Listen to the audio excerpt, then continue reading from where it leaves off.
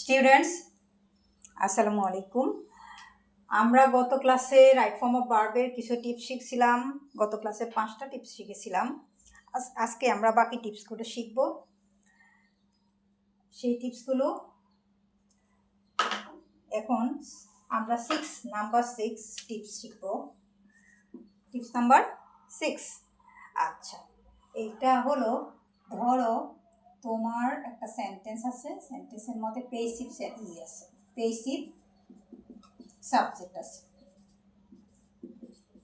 তাহলে passive subject থাকলে তোমাকে কি করতে হবে? পেসিভ সাবজেক্টযুক্ত সেন্টেন্সে ভার্বের আগে গ্যাপ আছে, এখানে একটা ভার্ব আছে, সাপোজ এখানে ভার্ব আছে, তখন তুমি কি করবে? তখন তুমি পেসিভ সাবজেক্ট থাকলে তখন তুমি ভার্বের গ্যাপের মধ্যে বি প্লাস মানে বি ভার্ব আমি লিখে দিই, বি ভার্ব। এটা টিপসটা হলো be verb plus verb 3, be verb plus verb 3 বসবে। আচ্ছা, তো বি ভার্ব কোনগুলো? বি ভার্ব হচ্ছে am, is, are, was, were. আমি ওয়ারটাকে লিখে ফেলছি, ওয়াজ ওয়ার। ওকে, আবার কখনো শুধু বিও বসবে, শুধু বিও বসে, সেক্ষেত্রে বি এর আগে শেল, উইল, শুড, উড এগুলো বসবে। শেল, উইল, শুড এই কটা বসতে পারে। শুড উড, ক্যান হতে পারে, আবার ক্যান হতে পারে। হ্যাঁ, এগুলো বসতে পারে। আর অবশ্যই কি হবে? B3 হবে, B3। তাহলে বি ভার্বগুলো আমরা জানলাম। বি ভার্বগুলো কীভাবে হতে পারে? অ্যামিজার হতে পারে, ওয়াজওয়ার হতে পারে, shall, will, can, could, should এগুলো হতে পারে। হ্যাঁ, আর অবশ্যই ভার্বটা বি3 মানে ভার্বের পাস্ট পার্টিসিপল ফর্ম। যেমন কাম থাকলে কাম, কেম, কাম 3 নাম্বারটা। আবার গো থাকলে গো, ওয়েন্ট, গন, তাই না? গো, ওয়েন্ট, গন 3 নাম্বারটা। তাহলে ভার্ব 3 বসবে। এখন তোমার প্রশ্ন থাকতে পারে, ম্যাম আমি তো পেসিভ সাবজেক্টে চিনি না, আমি কিভাবে এই রুলস অ্যাপ্লাই করব? তাহলে তোমার এই পেসিভ সাবজেক্ট জানার নিয়ম হলো, পেসিভ সাবজেক্টটা কি? পেসিভ সাবজেক্টটা হলো কোনো কাজ নিজে নিজে করতে পারে না, সে অক্ষম, অকর্মণ্য বা অলস বলতে পারে, বা অক্ষম হতে পারে। অক্ষম বললে সবচেয়ে ভালো হয়। অক্ষম, সে নিজে কাজটা করে না, অন্যের দ্বারা করে বা অন্যের দ্বারা পরিচালিত হয়, তাহলে সে হলো পেসিভ সাবজেক্ট, সে হলো অক্ষম। তাহলে দেখো, আমি যদি একটা সেন্টেন্স লিখি, দ্য গভর্নমেন্ট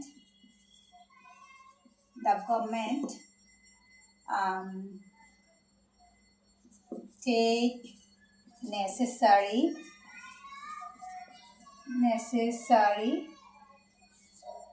steps অথবা measures to solve, এখানে আমি 2 ব্র্যাকেটে রাখলাম গ্যাপের মধ্যে, solve the problem। ওকে, আমি এটা গ্যাপ দিলাম, পুরা এটা গ্যাপ দিলাম, আর এইটা ব্র্যাকেটে দিলাম, এই ভার্বটাকে ব্র্যাকেটে দিলাম। আমাদের এই ভার্বটাকে নিয়ে কাজ করবো। আচ্ছা, তাহলে এখানে দেখো দ্য গভর্নমেন্ট, এখানে দেখো সাবজেক্ট আছে, ভার্ব আছে, তারপরে আমাদের অবজেক্ট আছে, তাই না? সাবজেক্ট, ভার্ব, অবজেক্ট আছে। এইটা সাবজেক্ট, ভার্ব, অবজেক্ট, তার মানে সিম্পল সেন্টেন্স। তাহলে এখানে একটা ভার্ব আছে আর একটা ভার্ব এখানে আছে। আমি বলছি দ্বিতীয় ভার্বের আগে যদি উদ্দেশ্য বোঝায় তখন টু বসবে, তাই না? তার আগে রুলসের মধ্যে এরকম ছিল, 5 নাম্বার রুলসে ছিল এইটা। তাহলে এখন তাহলে এখানে সাবজেক্ট আছে, ভার্ব আছে, সরাসরি গভর্নমেন্ট কি করতে পারে? গভর্নমেন্ট অ্যাক্টিভ, এইটা হলো অ্যাক্টিভ সাবজেক্ট, সে নিজে কি করতে পারে? প্রবলেমটা সলভ করতে পারে। কিন্তু আমি যদি এটা ঘুরিয়ে দিই, দ্য প্রবলেম, এখন প্রবলেমকেই যদি সলভ করতে বলি, প্রবলেমটা আগে নিয়ে আসি। দ্য প্রবলেম, এইখানে গ্যাপ আছে, আমাদের সলভ করতে হবে প্রবলেমটাকে। Problem dash solve very soon, তাই না? এখন এই প্রবলেম কি নিজে নিজে সলভ করতে পারে? প্রবলেম কি কখনো নিজে নিজে সলভ হয়? প্রবলেমকে কেউ না কেউ সলভ করতে হয়।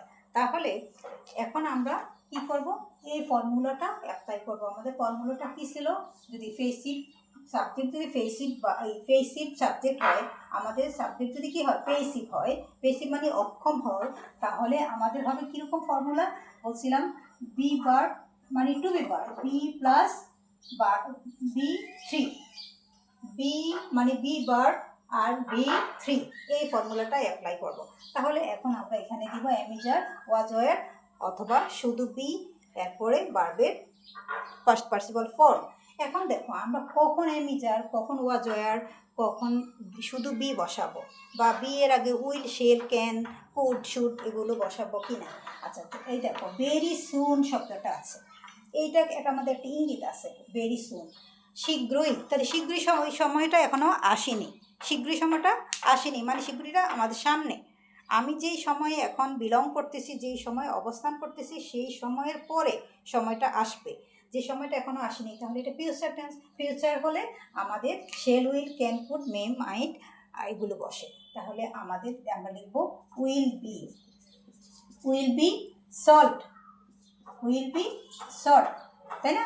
অথবা আমরা ফিউচার টেন্স শুড দিয়ে আমরা ইঙ্গিত করি, শুড বি সলভ, প্রবলেমটি খুব শীঘ্রই সলভ করা উচিত, অথবা শীঘ্রই সলভ করবে, সলভ হবে বা সলভ করবে, এরকম বোঝায়। আচ্ছা, তাহলে আমরা shall be, will be, would be future tense হলে আমরা বসাবো, যদি এখানে এরকম থাকতো দ্য প্রবলেম, আমি প্রবলেমটা আরও সুন্দর করে লিখি, দ্য প্রবলেম, তারপরে গ্যাপ সলভ, এই ভেরি সুনের জায়গায় আমি দিলাম ইয়েস্টারডে, দিলাম ইয়েস্টারডে। তাহলে ইয়েস্টারডে কি আগে, অতীতকাল, অতীতকাল হলে মানে গতকাল, আমার এই আজকের সময় থেকে আগের সময়, অতীতকাল হলে এখানে হয়ে যাবে পাস্ট টেন্স। তাইলে প্রবলেম থার্ড পারসন সিঙ্গুলার, আমি ওয়াজ দিব ওয়াজ, তারপরে এটা বি থ্রি হয়ে যাবে, সলভ হয়ে যাবে, তাই না, এরকম। আচ্ছা, তাহলে 6 টিপস কী ছিল, পেসিভ সাবজেক্ট হলে আমাদের এই ফর্মুলাটা অ্যাপ্লাই করবো, B bar plus B three. Okay, আমরা সামনে অগ্রসর হই।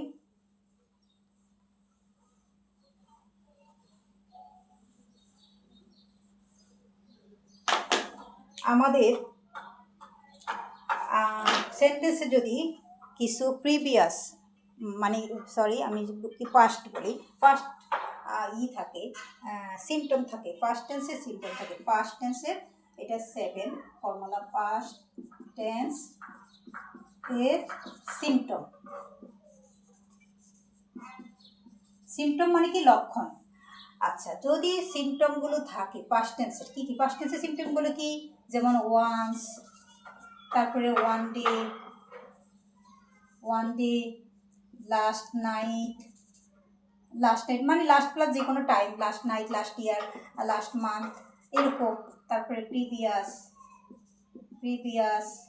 তারপরে এইগো,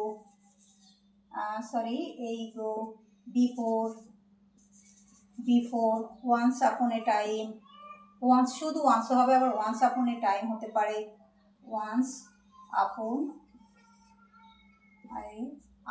আপন আ টাইম, এই ধরনের যদি কি পাস্ট টেন্সে সিমটম থাকে, তখন আমরা চোখ বন্ধ করে আমরা ভাববো এটা অতীতকালের কোনো একটা ঘটনা, এবং তখন আমাদের এই ফর্মুলাটা আমরা অ্যাপ্লাই করবো।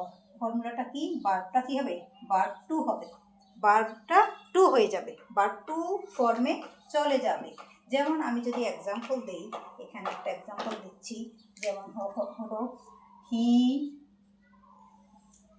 কেম, আমার ছিল এরকম গ্যাপ, তারপরে কাম, তারপর হোম, তারপরে আছে ইয়েস্টারডে।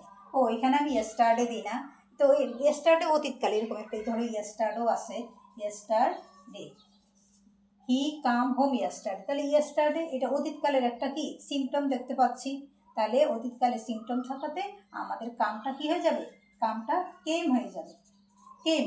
এই যে বি টু কাম, কেম, কাম, এই যে কাম হলো B1, তারপরে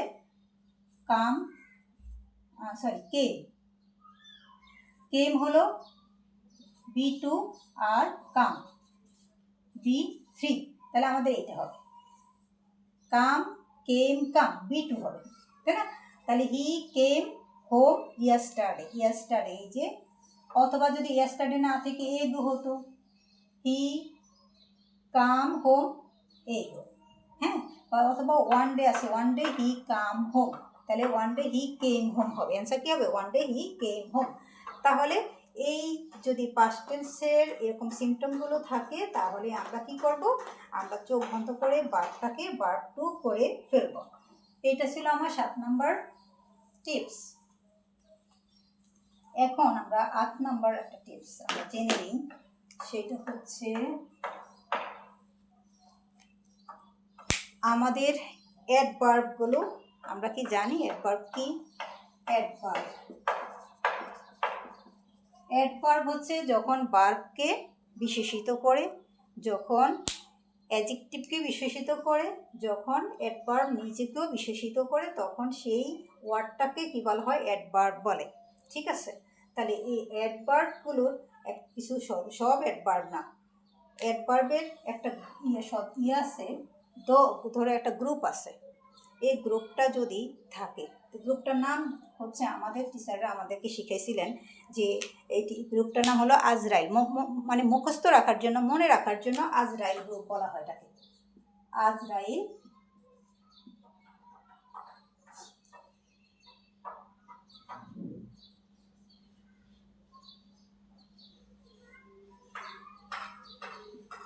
আজরাইল গ্রুপ, আজরাইল, হ্যাঁ,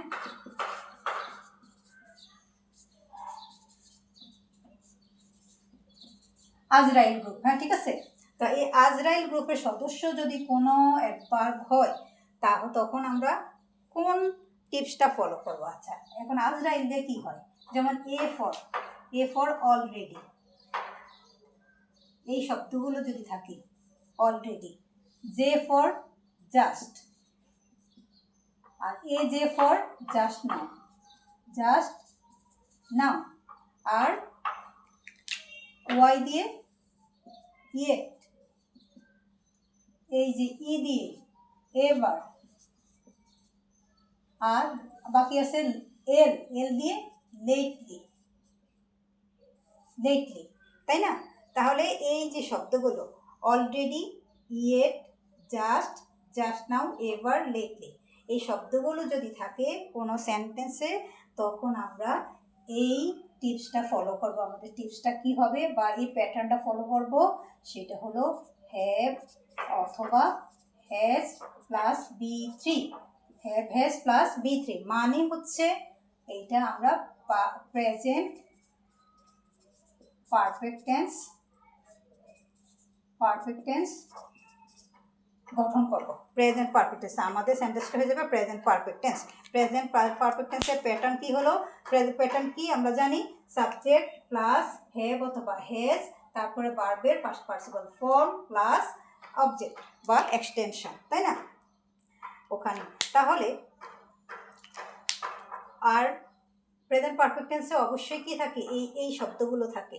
এগুলো প্রেজেন্ট পারফেক্ট টেন্স চেনার উপায় হলো already, just now, lately, ever, yet, ও আমি আরেকটা সদস্যকে বাদ দিয়ে ফেলেছিলাম, এই যে এখানে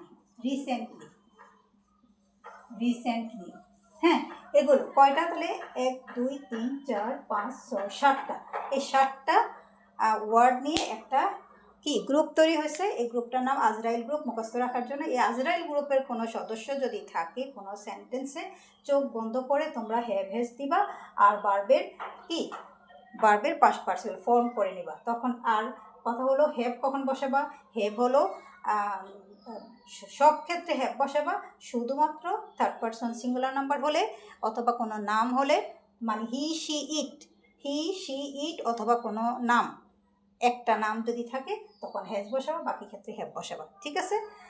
আর যদি পেসিভ আকারে থাকে, বাই যুক্ত কিছু থাকে, বাই মিস্টার করিম বা এরকম যদু মধু যদি থাকে, তখন আবার একটু হবে, সমস্যা হয়ে যাবে। তখন এখানে হ্যাভ অথবা হ্যাজের পর একটা বিন বসিয়ে দেবা, হ্যাভ অথবা হ্যাজের পর একটা বিন বসাবা। এখন আমি এক্সাম্পল দিয়ে বুঝিয়ে দিচ্ছি কেমন হবে। তাহলে দেখো, যদি আমাদের এরকম থাকে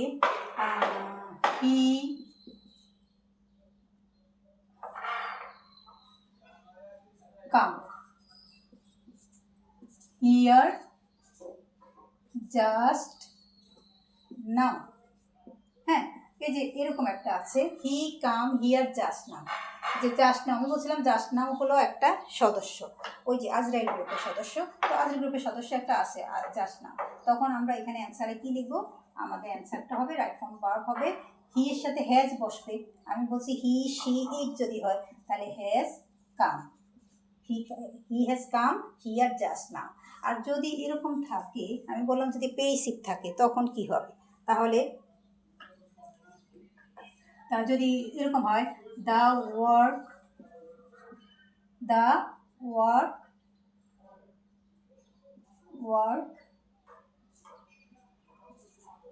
ডু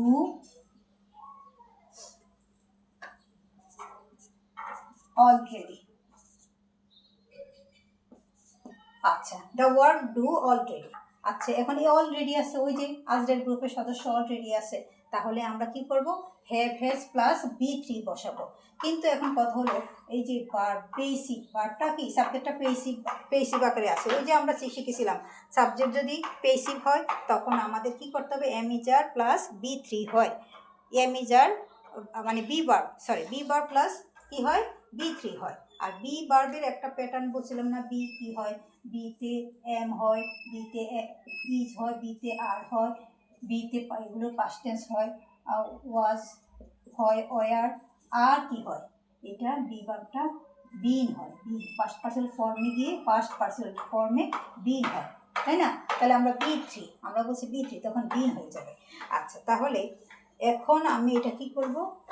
এটাকে আমরা সরাসরি, এটা এমনি তো এটা অলরেডি ডান করা হয়েছে, তা কে ডান করেছে এটা আমরা জানি না, তাই না? তাহলে আমরা কি লিখবো এইখানে? এটা পেয়েছি, যেহেতু এটা নিজে কাজটা করতে পারে না, কাজটা নিজে নিজে সংগঠিত হতে পারে না, অন্যের দ্বারা সংগঠিত হয়, তখন আমরা এরকম লিখবো যে দ্য ওয়ার্ক থার্ড পারসন, এবং এটা সিঙ্গুলার নাম্বার, একটা ওয়ার্ক বোঝা যাচ্ছে, তাহলে হ্যাজ বসবে। আর এই যে এইখানে পেসিভ, একটা পেসিভ ইয়ের জন্য, পেসিভ সাবজেক্টের জন্য পেসিভ আরেকটা ফর্ম আনবো, বি এর পেসিভ ফর্ম বিন। ঠিক আছে, বি এর পেসিভ ফর্ম বিন, মানে এটাও B3 করে নেব, এবং এই যে আমাদের মেইন ভার্ব এটাকে আমরা B3 করবো, ডান করবো, ডান। তাহলে the work has been done already. ঠিক আছে, তাহলে আমরা জানলাম রাইট ফর্ম অফ ভার্বের সবগুলো টিপসে আমরা জেনে নিলাম। আর আমি বলেছিলাম SSC লেভেলের জন্য একটু ডিফারেন্ট হয়, সেই ডিফারেন্ট কৌশলগুলো আমি বলবো। আমি এখন SSCদের জন্য একটু কী কৌশল অবলম্বন করতে হবে সেটাও বলে দিচ্ছি। যেমন সেই কৌশলটা হচ্ছে, এখন SSCদের জন্য একটা কৌশল, তাদের কী করতে পিক আপ করতে হবে এইখান থেকে। হ্যাঁ, ধরো একটা শব্দ আছে হলো, যেমন একটা শব্দ আছে বেস্টো, আরেকটা শব্দ আছে প্রোভাইড,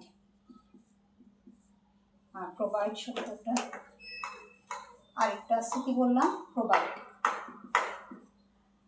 তারপরে একটা শব্দ আছে আফটার, লুক। হ্যাঁ, এরকম এই তিনটা শব্দ দিয়ে আমি এখন তিনটা সেন্টেন্সকে নিয়ে কাজ করি। যেমন আছে, আচ্ছা, এখন তোমাদেরকে মনে রাখতে হবে বেস্টো মানে নিয়ম হলো, SSC লেভেলের জন্য রুলসগুলো একটু কঠিন আমার মনে হয়।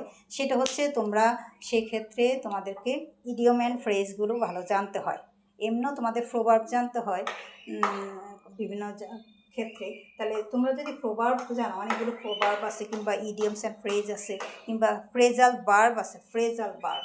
যেমন একটা ফ্রেজাল ভার্ব, এই যে এটার কথা বলি আগে, এটা লুক আফটার। লুক আফটার মানে হলো দেখাশোনা করা। হ্যাঁ, যদি এরকম থাকে একটা সেন্টেন্স আছে, ধরো ইউ শুড, অথবা ইউ আছে আর নেই, এখানে আছে হ্যাঁ লুক আছে, লুক। তারপরে পরে আছে আফটার ইউর প্যারেন্টস, তাই না? এরকম আছে। Suppose you look after your parents. তাহলে এই যে লুক আমরা জানি, লুক নাই সরি, তোমাদের তো গ্যাপ থাকবে, আমি ভুল বলছি, তোমাদের এরকম গ্যাপ আছে, আর আফটার আছে ইউ। তো তোমরা এখন জানো যে লুক আফটার মানে দেখাশোনা করা, যেহেতু প্যারেন্টস, তাহলে এমনি তো কি নির্দেশ আছে সন্তানদেরকে কী করতে হবে, বাবা মাকে টেক কেয়ার করতে হবে, তাই না? তাহলে দেখাশোনা করতে হবে। তাহলে তুমি চোখ বন্ধ করে তখন লুক বসিয়ে দিবে, আফটার দেখে তুমি লুক বসাতে হবে। তার মানে তো ফ্রেজাল ভার্ব জানতে হবে, তোমার ফ্রেজাল ভার্বগুলো জানতে হবে। যেমন এখানে যদি থাকতো, এখানে আছে টেক আর এখানে আছে কেয়ার, কেয়ার শব্দটা আছে, তাহলে তোমরা জানো টেক কেয়ার মানে যত্ন নেওয়া, তাহলে তোমরা লিখতে টেক, তাই না? এইভাবে তোমরা করবে, করে নিতে হয়, বুঝে নিতে হবে, ফ্রেজাল ভার্বগুলো জানতে হয়, জানলেই তুমি বসাতে পারবে। বেস্ট টু, এরকম আবার যেমন প্রেপোজিশন জানতে হয়, কতগুলো ভার্ব, কোন ভার্বের পরে কোন প্রেপোজিশন বসে, যেমন লুকের পরে আফটার বসে, টেকের পরে কেয়ার বসে, আর বেস্ট টু, বেস্ট টুর পরে কি বসে, অন অথবা আপন বসে, অন অথবা আপন। যদি এরকম থাকে আল্লাহ ড্যাশ অন আস, আস না, এখানে আরেকটু আমি অবজেক্ট দিই না,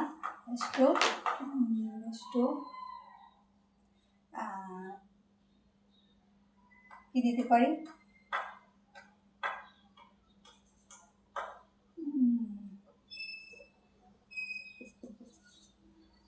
আমরা কি বলি এটাকে, দয়া করো না, পিটি দিই, পিটি অন আস, এখানে আছে অবজেক্ট আছে, সাবজেক্ট, এখানে একটা বার বসবে, তারপরে অবজেক্ট, তারপরে কার উপরে, আল্লাহ কার উপরে দয়া করেছেন, আমাদের উপরে, অন আছে অথবা এখানে আপন আছে। হ্যাঁ, তখন আমরা কি করব, আমরা জানি যে অন অথবা আপনের আগে বেষ্ট হয়, তাহলে বেষ্টু কি প্রনাউন নেয়, আসলে কি প্রেপোজিশন গ্রহণ করে, বেষ্টুর পরে অন অথবা আপন প্রেপোজিশন হয়। তাহলে আমরা চোখ বন্ধ করে এখানে বেষ্ট দিব, এখান থেকে চুজ করো বেষ্ট, ঠিক আছে? আবার যেমন এই যে প্রোভাইড, প্রোভাইড মানে সরবরাহ করা, তাই না?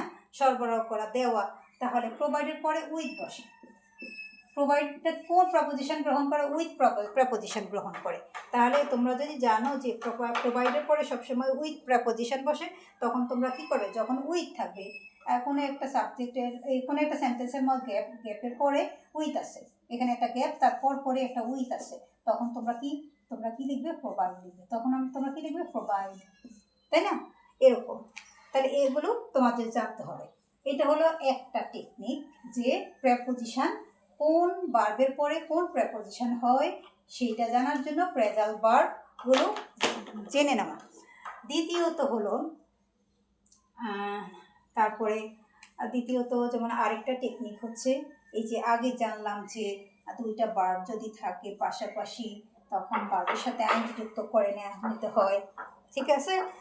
আচ্ছা, তবে আরেকটা টেকনিক আছে, যদি প্রেপোজিশন অফ, ফর অথবা ইন হয়, এগুলোর পরে সবসময় আইনজি যুক্ত হবে, তবে যদি অফ অথবা অফ থাকে, বিশেষ করে অফের পরে ভার্বের সাথে অনেক সময় ভার্বটাকে কি নাউনে নিয়ে যেতে হবে, এইটাও আইনজি যুক্ত করলে নাউন হবে, অনেক সময় শান যুক্ত করতে হয়, ঠিক আছে? যেমন ফরমেশন, ফর্ম আছে, যেমন তোমার ওখানে ভার্ব ছিল, এখানে ছিল একটা ভার্ব ফর্ম, হ্যাঁ, তোমাকে করতে হবে ফরমেশন, ফরমেশন এই বা ইয়াতে নিয়ে যেতে হবে, প্যাটার্নে নিয়ে যেতে হবে, ঠিক আছে? ঠিক আছে, নাউনের একটা নাউন করার একটা আছে, যে গ্রামাটিক্যাল রুলস হলো, কোনো একটা ভার্বকে যখন আমরা নাউনে পরিণত করব, তখন আইনজি যুক্ত করি, অথবা এরকম টিআইওএন শান, অথবা এসআইওএন শান, এরকম ডন যুক্ত করি কখনো, হ্যাঁ, এরকম এক একটা কী বলে এগুলোকে আমরা বলতে পারি যে সাফিক্স, কতগুলো সাফিক্স ব্যবহার করেও আমরা কি করি, ভার্বকে নাউন করে ফেলি, ভার্বকে নাউন করি। তাহলে এই প্যাটার্নগুলো তোমাদেরকে জানতে হবে, বা এই সিস্টেমগুলো, এই গ্রামাটিক্যাল রুলসগুলো জানতে হবে, কিভাবে নাউনকে ভার্বে পরিণত করা, কিভাবে ভার্বকে অ্যাডজেক্টিভে পরিণত করা, কিভাবে ভার্বকে অ্যাডভার্বে পরিণত করা। ধরো এখানে আছে, যেমন তোমার একটা ভার্ব ছিল যেমন কুইক ছিল, না কুইক তো অ্যাডজেক্টিভ, তোমার ভার্ব ছিল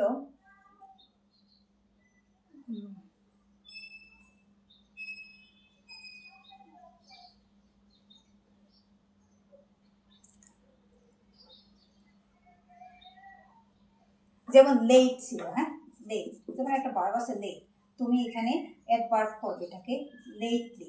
তোমাকে যদি ভার্ব প্যাটার্নে রাখলে এটা হয় না, তখন তোমাকে লেটলি এরকম করে নিতে হবে।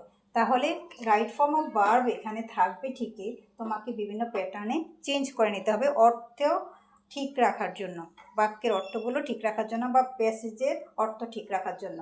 আরেকটা বিষয় হলো, আরেকটা খেয়াল রাখবে, তোমরা করবে তোমাদের প্যাসেজটা কি প্রেজেন্ট টেন্সে আছে না পাস্ট টেন্সে আছে, বা হয়তো বা পাস্ট টেন্স দিয়ে শুরু হয়েছে, মাঝখানে এসে প্রেজেন্ট টেন্স হয়ে গেছে, তারপর লাস্টে গিয়ে এটা ফিউচার টেন্সকে ইন্ডিকেট করছে, ফিউচার টেন্স, ওগুলোও খেয়াল রাখতে হবে। কোথাও তোমার আছে শুধু একটা ভার্ব আছে কাম, কাম আছে, তোমাকে কখনো আছে you should come forward, you should come, come, you should come forward, এখানে ফরওয়ার্ড ছিল, তোমাকে কাম বসেছ, শুধু কাম ফরওয়ার্ড, তোমাকে কী করতে হবে, এগিয়ে আসতে হবে। তো এগিয়ে আসতে হবে, আমরা বলি যে ইউ শুড কাম ফরওয়ার্ড, তোমার এগিয়ে আসা উচিত, তাই না? তখন এই শুড কামের আগে তখন আবার শুডও বসাতে হবে। হ্যাঁ, আবার কখনো এটাকে কী করতে হবে, ওই যে আমি বললাম পেসিভ সাবজেক্ট থাকলে পেসিভ ফর্মে নিয়ে যেতে হবে। ঠিক আছে, এইভাবে তোমাদেরকে এসএসসি লেভেলের স্টুডেন্টদেরকে অনেকগুলো দিক দেখতে হয়।